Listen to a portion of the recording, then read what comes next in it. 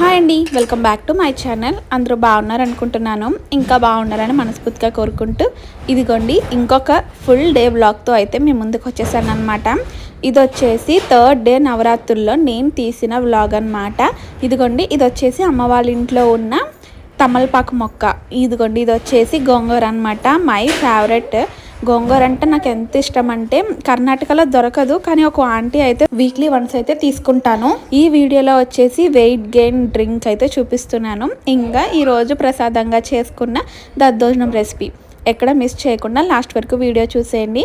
కొత్తగా ఉన్న ఛానల్ చూస్తుంటే సబ్స్క్రైబ్ చేసుకొని మీ ఫ్రెండ్ అండ్ ఫ్యామిలీకి కూడా షేర్ చేసుకోండి.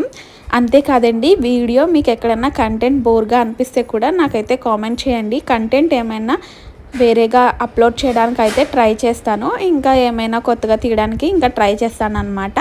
ఈ 9 రోజులు నవరాత్రులు కాబట్టి పూజ వ్లాగ్స్ అనేవి వస్తూ ఉంటాయండి.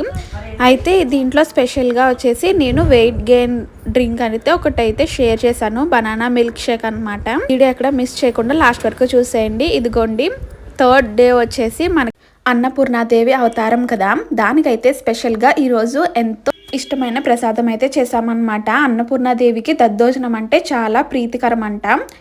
ఇంకా ఈ 9 రోజులు అమ్మ నేను కలిసి ఇలాగా 108 మంత్రాలు ఉంటాయి కదండి, దుర్గా అష్టోత్తర శతనామావళి, ఇంకా ఆ రోజు ఏ దేవత అవతారం ఉంటే ఆ అవతారంకి ఉండే 108 మంత్రాలు అనేవి చదువుకుంటాము. ఈరోజు వచ్చేసి అన్నపూర్ణాదేవి అవతారం కాబట్టి అన్నపూర్ణాదేవి అవతారము ఇంకా దుర్గాదేవి అవతారము రెండు కలిపి మొత్తం అవి 108 ఇవి 108 అన్నీ కలిపి కుంకుమ అర్చన అనేది అమ్మ నేను ఇలా చేసుకుంటామన్నమాట. నేను లాస్ట్ ఇయర్ కర్ణాటకలో ఉన్నప్పుడు నేను ఇలాగే చేసుకున్నానండి. ఇప్పుడు కూడా అమ్మ దగ్గర ఉన్నాను కాబట్టి ఇంకిద్దరం కలిసి చేసుకుంటున్నాము.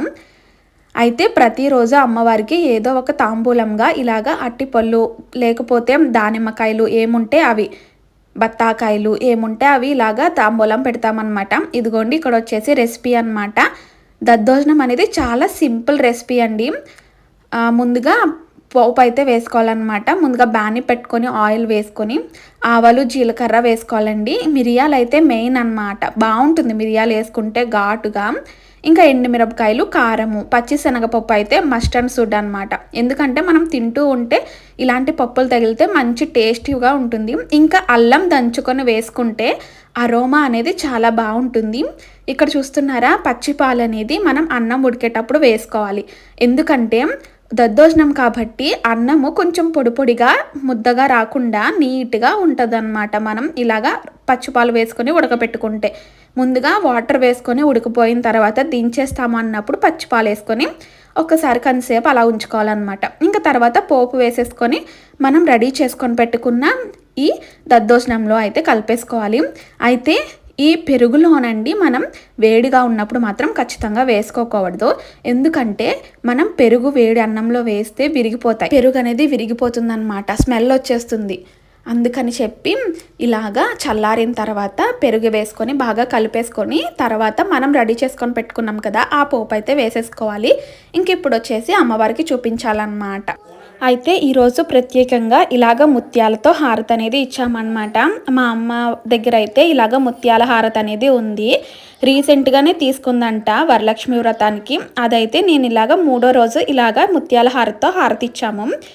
ఇంకా తులసమ్మ దగ్గర కూడా దీపం పెట్టుకొని పువ్వులతో డెకరేషన్ చేసుకొని హారతి ఇచ్చేసుకొని ఇలాగ పూజ అనేది చేసుకున్నాము.